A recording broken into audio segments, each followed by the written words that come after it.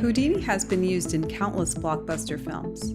Today we talk to some of the artists behind them: Beck Selmes, Matt Ebb, Erin Ramos, and Micheal Frederickson. We talk about their work, working in the industry, and Houdini. This is Hip TV.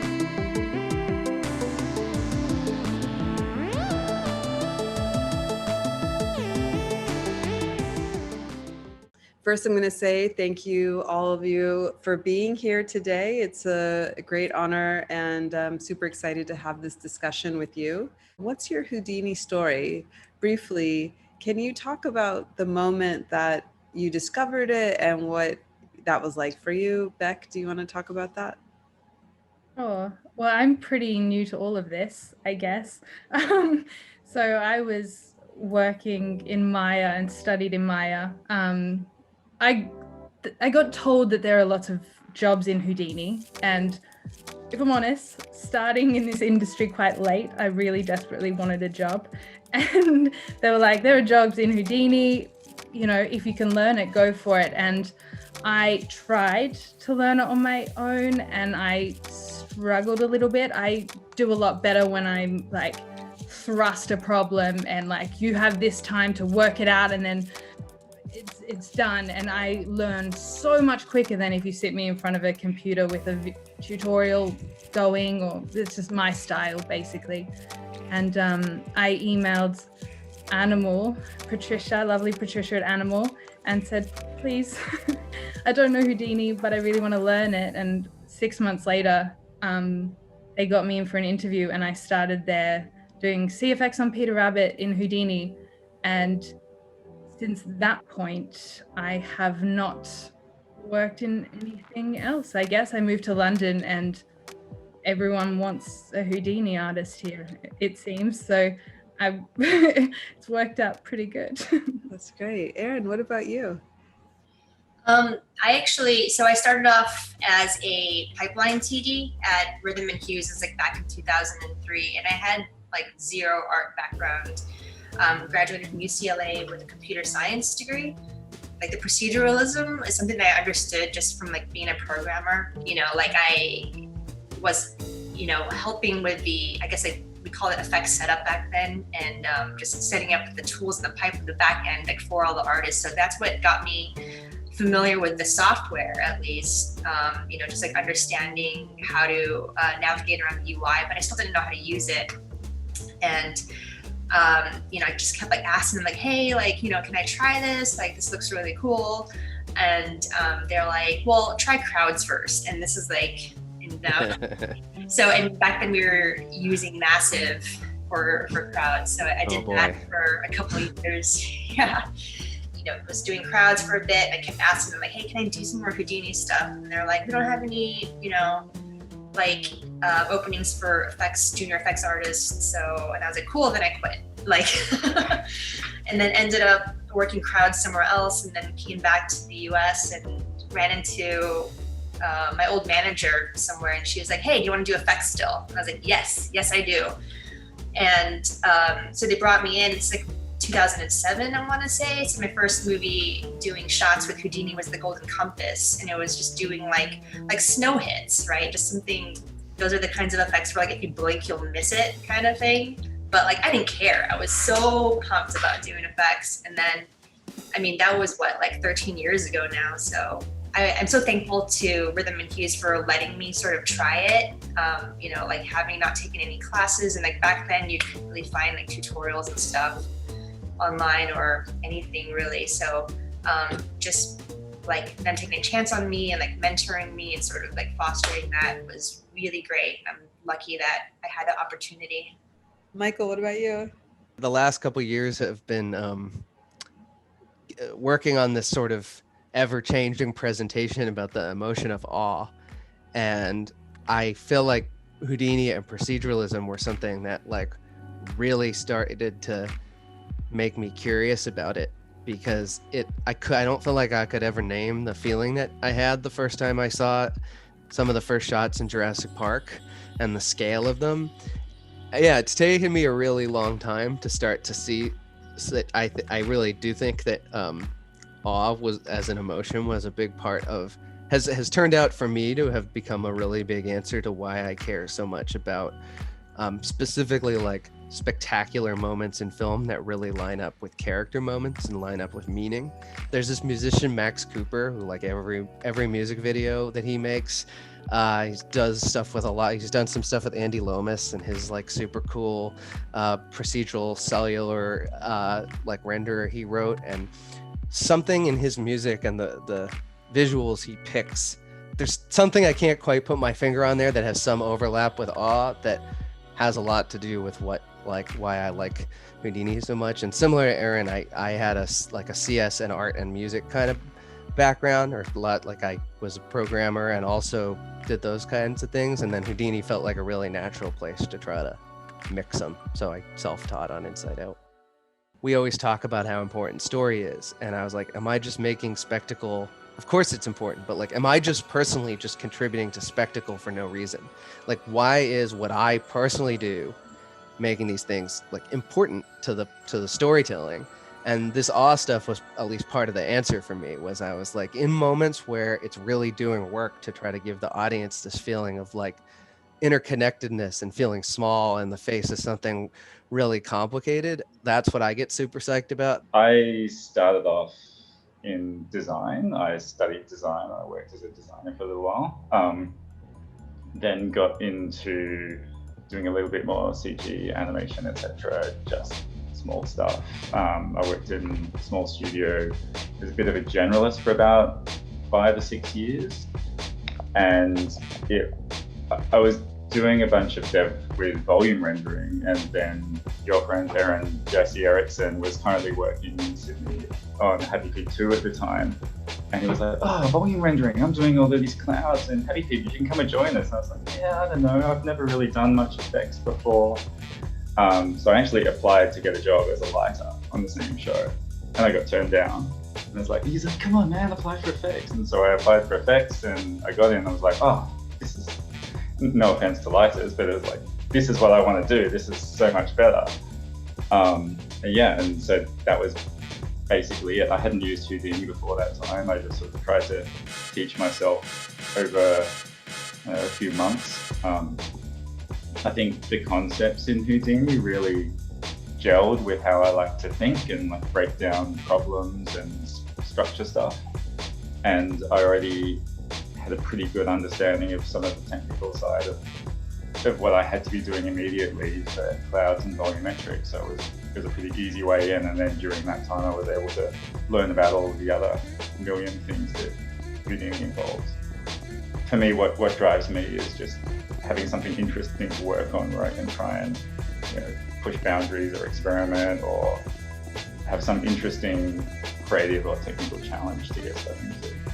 One of the reasons that I really like effects as a discipline, and maybe it relates to my history working more generalist stuff, at least in the companies I've worked for, effects is almost like a generalist department. It's like all the stuff that the other people don't do.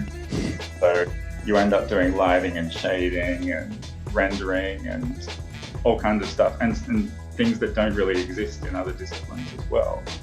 I've worked with so many people who have come into effects from so many different paths. Like, so cool. I've worked with people who have done like crash testing for European car companies, like simulation for fire safety in subway stations, audio engineers. I've worked with 2 ex-professional chefs who have gone into effects, and there's just so many different people bringing so many different points of views that I really like that aspect of it, because there's so many different problems to solve. First, we're going to go over your work. Erin. I was on Frozen 2 as the effects supervisor, and I was mostly in charge of the water. If you've seen the movie, there's quite a bit of water in this movie. And this is the Dark Sea sequence, and it was cool because it was some of the first images that came out of Disney for Frozen 2. So this is like the first thing anybody's seen of the movie. So we really wanted to give it like a different tone from Frozen 1 and show that it was like, it's kind of like an action movie, show Elsa as like this sort of really like dynamic character. So I mean, if you notice, this trailer is like all effects, it's all water, and so she's like kind of blasting it through. You know, we had to work with like the environments team to get all the water put in there, a lot of pre-production work to do to get like the waves in there so that she can like run on top of it. Yeah, a lot of just like crazy destruction and stuff. And this movie ended up being like a ton of effects work for us because we had these characters that were kind of like effects driven, like a wind spirit, like a fire spirit you're seeing here. But yeah, it was a lot of challenges, but you know, we got it done using Houdini and, you know, like all of the different tools. And yeah, it was pretty great. This looks so cool. Especially love the ice destruction part of this. Yeah, I mean, a lot of like flip sims mixed with like the rigid body dynamics and, you know, bullet solver and DOPS.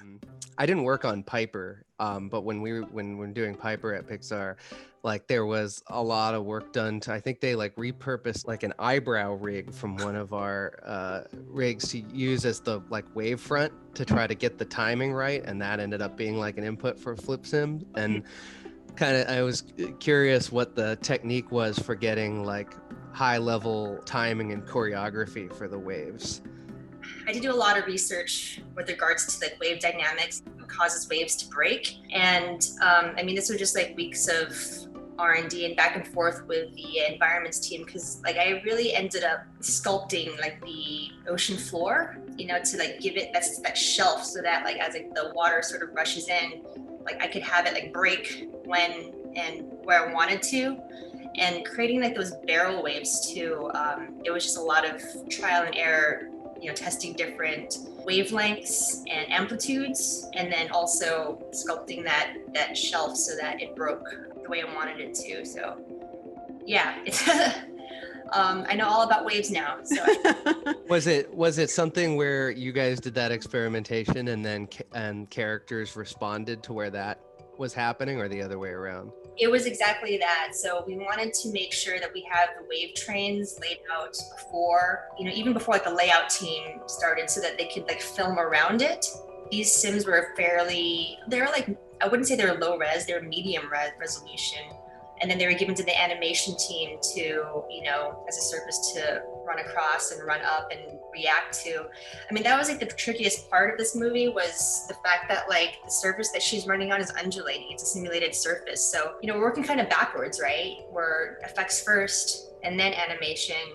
And then it comes back to effects to add all of like the the other elements, like the spray and like the spin drift and the foam, just like all the extra detail to, you know, make it feel like real. Okay, Matt, you're up next. This black hole, it's really beautiful. It actually came out of what we were doing on The Invisible Man, because there's this version of the invisible suit that is kind of like distorting light. That played a much bigger part in previous versions of the film before it ended up being a much more physical kind of suit. And so we were experimenting with doing things in shaders that like literally bent light around in a physical way. We wanted to make sure that depth of field works properly as well too, because we're distorting a plate in the background, but we need to make sure that like the rays from the camera converge and do all the right things as they go through this suit that's bending light. So we basically did it in a very physical way, even though you don't end up seeing that much of it. And so it's those sorts of experiments that again led into fiddling with black holes, because that's also another thing that bends light. Did you research a lot about the science of black holes when you're doing this too? I read the DNEG paper from Interstellar and understood about 5% of it. You're given the opportunity to investigate all of these different topics, like you were saying, Erin, about how you know how waves work.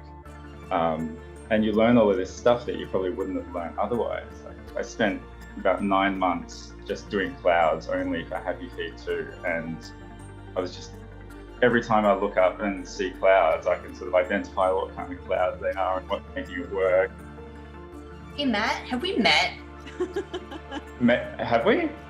Oh, were you there when I dropped by Disney a couple of years ago? Yeah. And you talk about like how you guys did like the fractal modeling in Houdini with like that's me. Well, this environment was like, just the detail in there was it point clouds, right? Yeah, it was literally all point clouds rendered as spheres.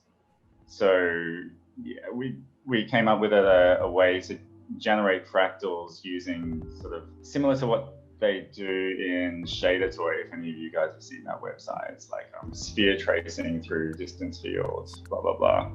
But the end result was that we generated all of these points, and that's actually what you see rendered. They're literally billions and billions of spheres, just because it was far easier to render that than it was to actually mesh these things, and it looked just as good.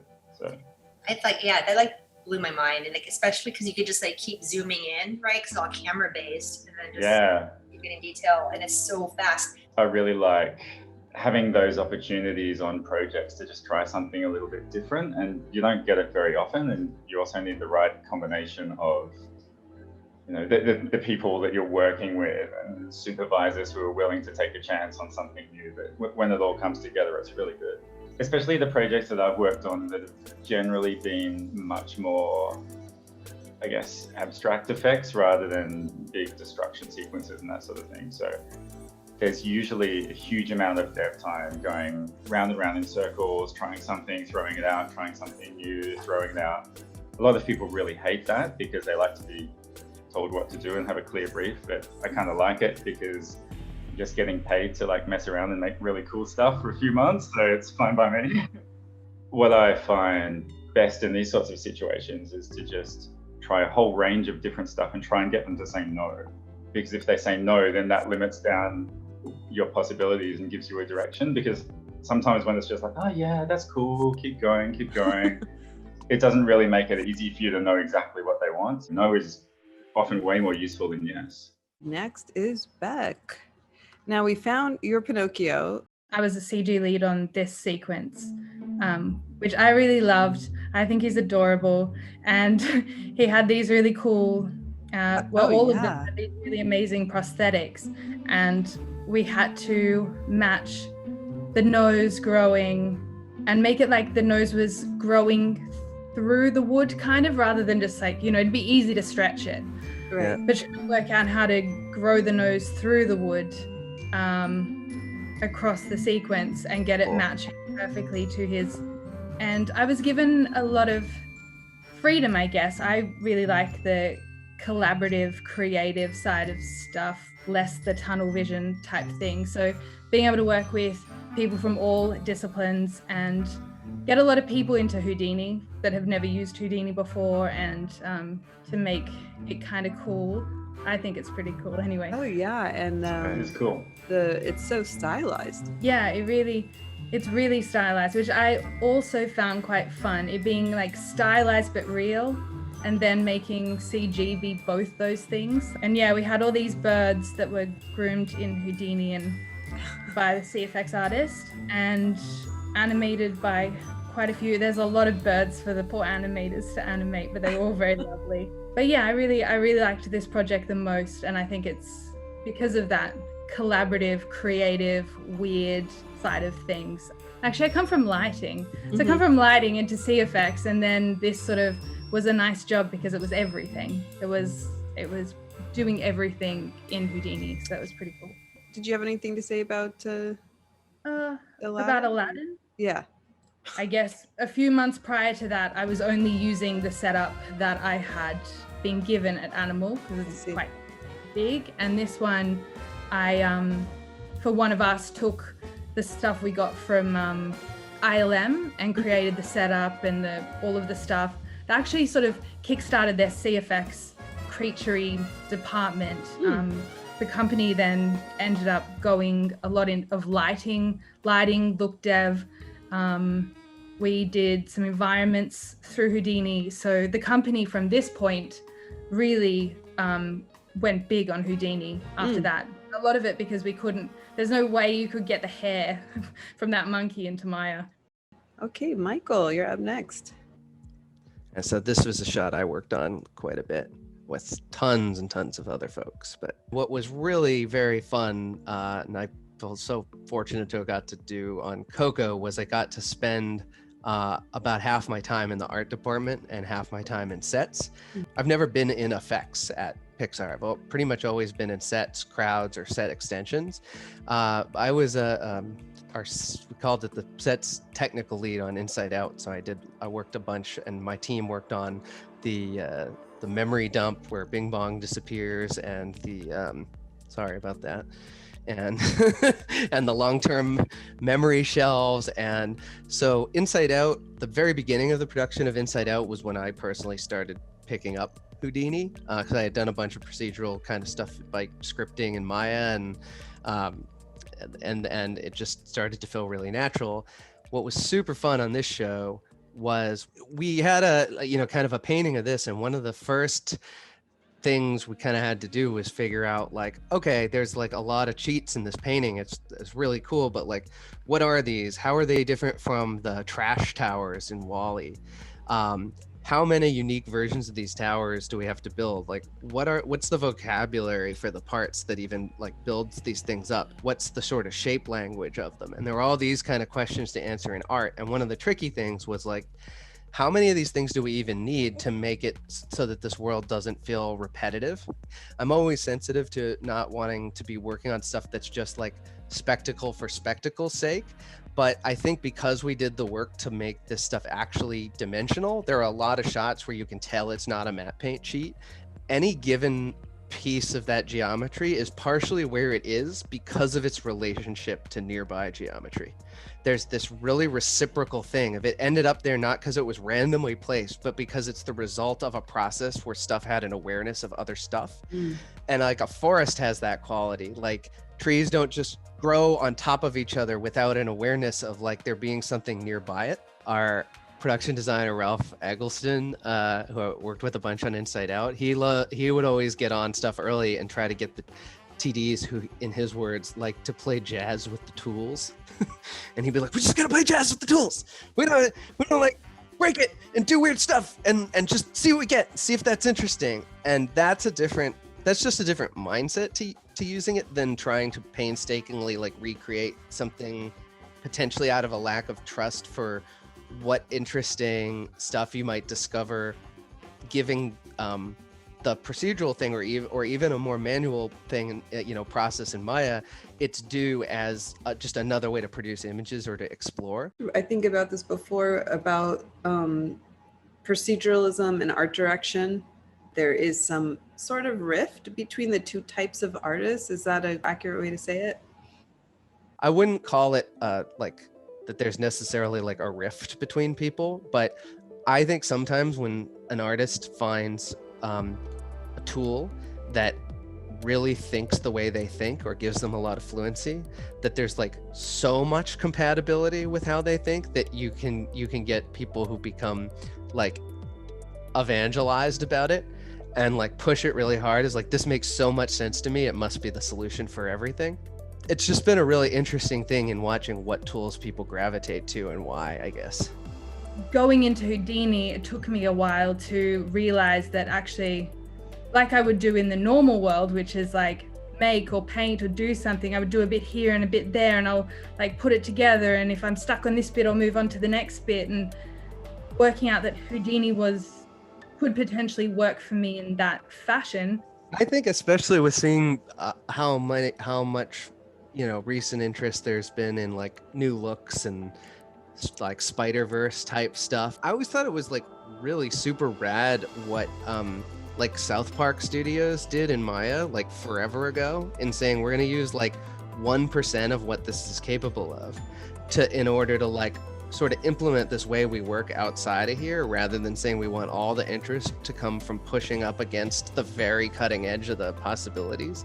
And so I think there's like a ton of flexibility in Houdini to use it in more like super hands-on direct ways and all kinds of wild ways that aren't just building this like flawless pipeline machine for churning out shots in the same way. And I've had to try to explicitly sometimes be like, I'm gonna have some like playtime where I try all this random stuff, and then I'm going to try to say, okay, I built this little machine, but I'm going to stop and I'm going to pretend I can't make any changes to it, and I'm going to try to like actually just use it to make a picture, or else I'm going to just like try things forever. Usually it's a schedule that like dictates when I have to stop usually. I mean, it's like that's the saying goes, like you're never finished with it, you just run out of time. Like they're like, all right, like that's movie making in general, right?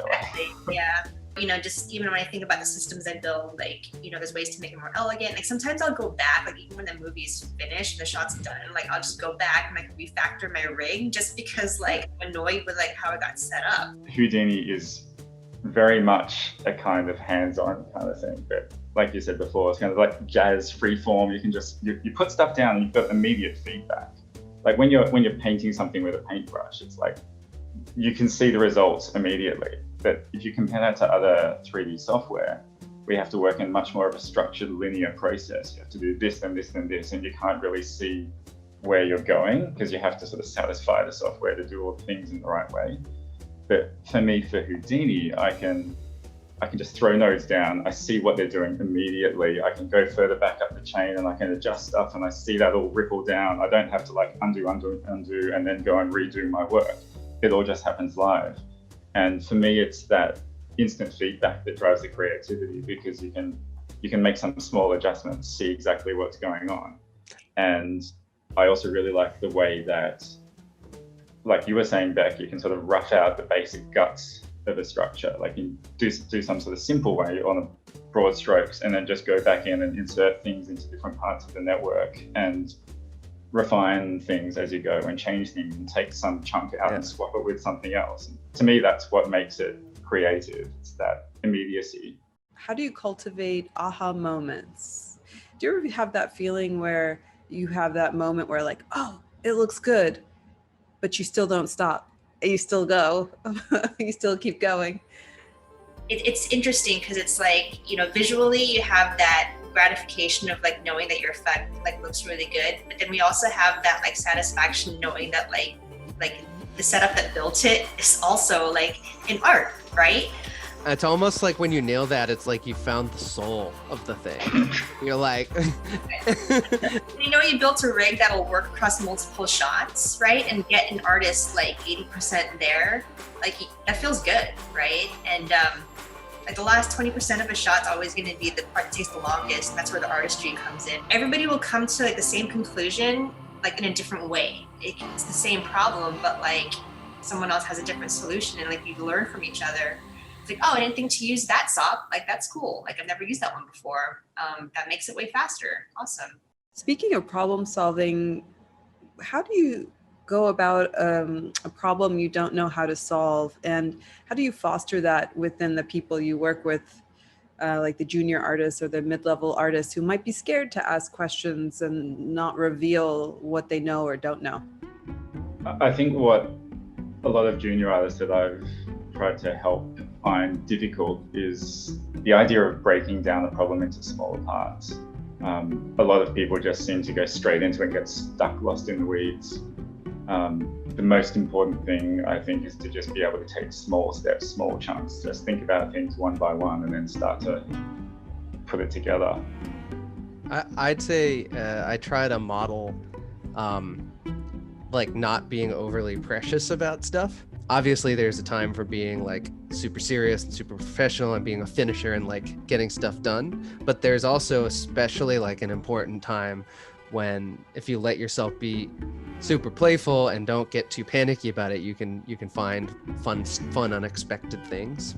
I think a lot of that also comes from confidence as well. With some junior artists, they're very scared of making mistakes and don't have that confidence to be able to say, oh, this didn't work, too bad. Like some people have an expectation that everything you do has to be amazing.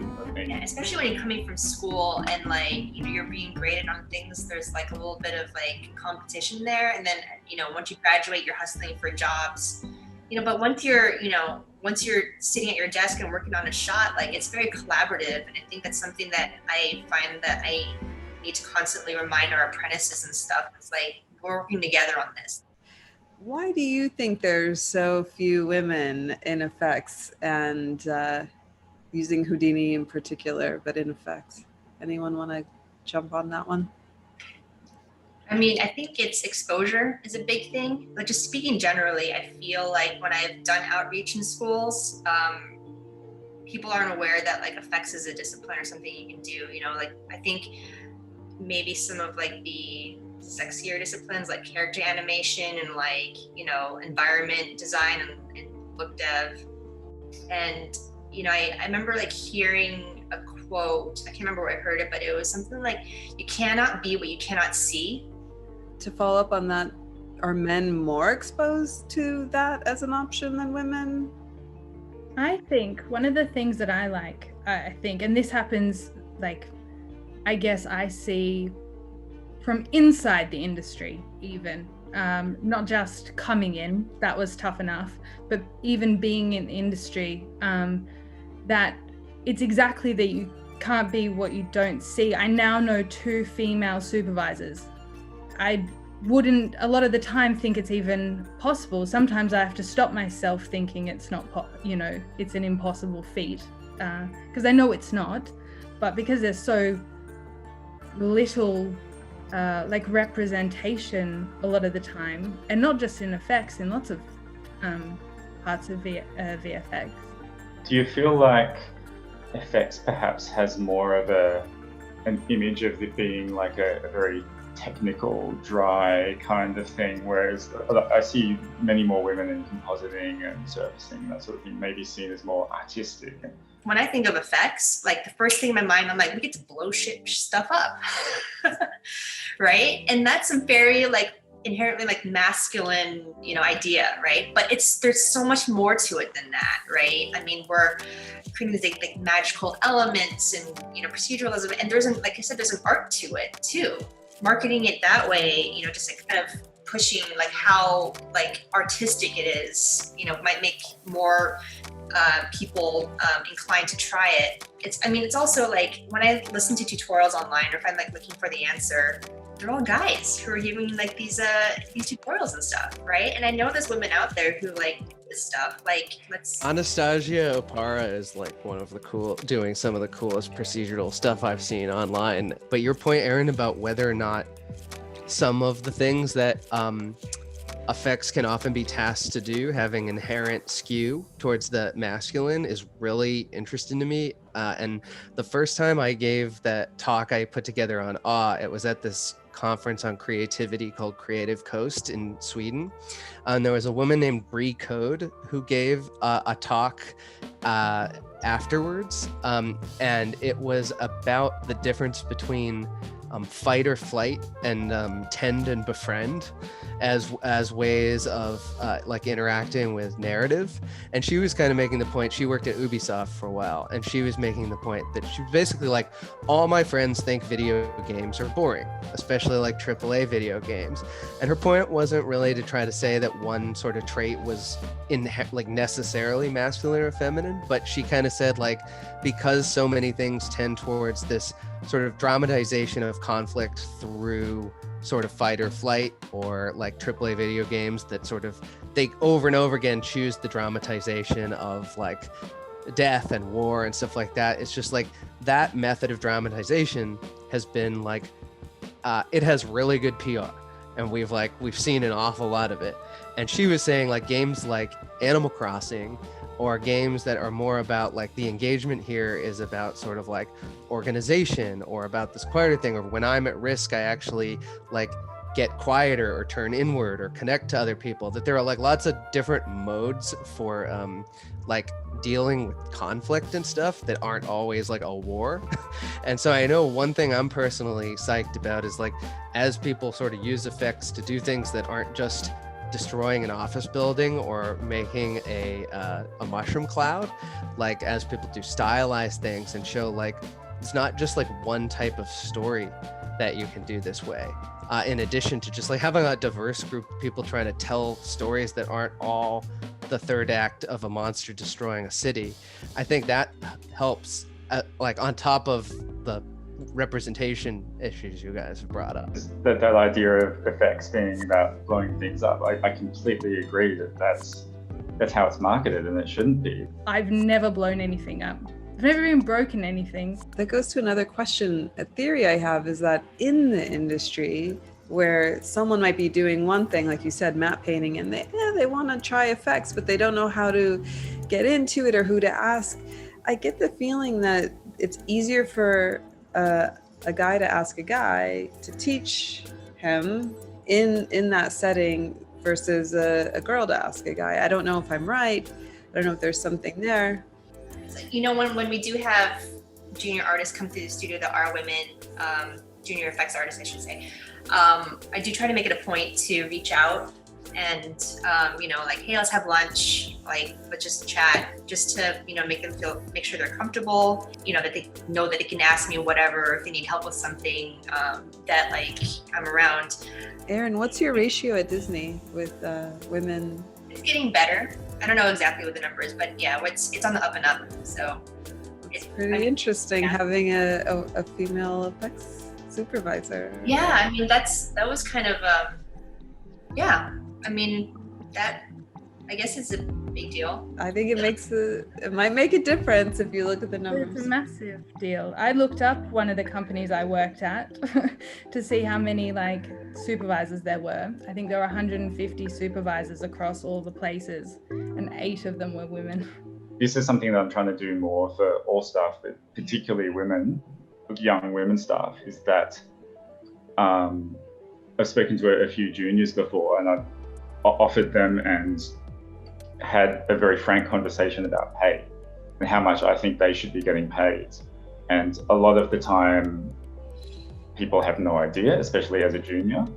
And a lot of the time, and I think there is some underlying bias in HR departments, even if those HR departments have women staff, that there is an issue with pay and with women not getting paid as much. And so I'm trying to have those conversations more openly about, this is how much you should be getting paid. If you're not, then that's a problem. And if I'm a leader, a supervisor on a team, I want to talk to people and make sure that that's actually rectifying.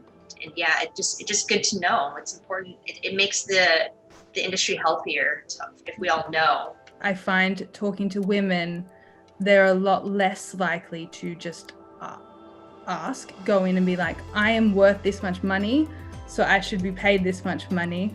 Like, just go, try. Right. Don't be intimidated by it. You know, because a lot of students will be watching this, newbies as well, trying to get where you guys are. What do you recommend that they should focus on for their portfolio or reel? What we look for is not necessarily, especially with like trainees and apprentices, is not like technical proficiency per se, right? Like, but more about like thinking out of the box, right? So like, I don't really need to know that, like, you know, pyro inside out, like, cause you'll learn that eventually, right? But can you take like, you know, a couple of stops and like do something like really interesting with it? Like, just tell a story, like, you know, like, I want to see your mind think, like, I want to see how your brain works, and not like, I use the shelf tool to make this rocket ship, like, you know, the rocket ship plumes. And I'm like, nope, I've seen that. So yeah, it's all about like potential for me. For hiring junior artists, if I'm looking at reels and that sort of thing, the most important thing is knowing that they're going to be reliable and can do simple things well. Because if I see a reel of a junior artist that has all of this amazing, spectacular stuff on it, that's great. But that's not the sort of work I'm going to be giving a junior artist.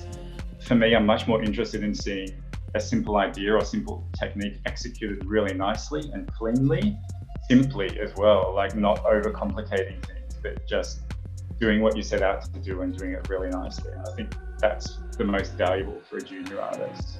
When someone's been an intern and we can see how they work with other people and that, you know, they have the basics down, like getting things done on time, obviously just those sort of basic professionalism things are super important. There are certainly roles for people who do known things extraordinarily well and go really deep and like nail it. And there's also a real need for people who like to think in kind of unusual ways and go like, hey, look, I used this node or this system in a way you've never seen before. And it just shows that, you know, you maybe like to think that way. And I think there are places for both. And so I think a big important thing is like trying enough things to figure out, you know, which of those types you are, or a third type or a fourth type. An artist, applicant, junior artist, whatever, can actually go through that process of learning and figuring it. It's really hard to communicate in a reel, but perhaps it's, yeah, like you say, explaining why you chose a certain thing, that you didn't understand it, and the steps and the journey that you took getting to that point. For me, working with more junior artists, it's so much more about the attitude as well. Like, can I just give them a problem that they'll be able to go off and solve, or are they going to get stuck? Or like, how do I know how they, like you say, Erin, how the brain works? Like, anything that can visualize that, I think, is a really good thing. I just wanted to like throw it out there that I just have this personal, like, there is a balance between turning yourself into the most pliable production studio ready TD imaginable and what it means to like follow something that's really distinctly interesting to you. And people land at all different places on that spectrum. And so I don't like to just advise that everybody sort of do the right thing to immediately slot into a huge place if that's not who they are. You probably heard a lot of good angles from lots of different places on that, and like just pay attention to try a bunch of different stuff and pay attention to when it sort of feels most right to you. Right, like follow your passion, follow your curiosity, see where that goes. Some people don't like working with 300 people, and some people don't like working with 4. And there's kind of not a super easy way to find out other than try to do it. What's your favorite node besides the attribute wrangle, which is usually everyone's favorite? Here, I was going to say that. Null. You nerd. Good answer. Object merge. No. The one that makes the thing work and then they can extend it to Yeah. Mine's carve. I really love working with curves. I just always think like combinations of carve and polywire are super simple, and like you can get so many rad things with them. I have been super into height fields lately and just been like finding the most like random like uses for them that are like it makes things so much helpful. Or I think metaballs are really underrated. Go use metaballs. What do you like to use them for? I like the meta weight function. So in like vector bots, just using it to make fall-offs and masks and things. So instead of making like polygon selections, I just shove in the meta ball here and squeeze it and put in another one, and just selecting areas in space to do stuff too. I've been really digging some of the labs nodes recently. There's one that just encapsulates the little idiom of poly to VDB and then mesh it. It'll compute the voxel size for you based on the bounding box. And it's super simple, but just having a single node that can do that, I use that all day long. Well, great. Thank you so much for everyone's participation. And that concludes our discussion today. Yeah, thanks again, everybody.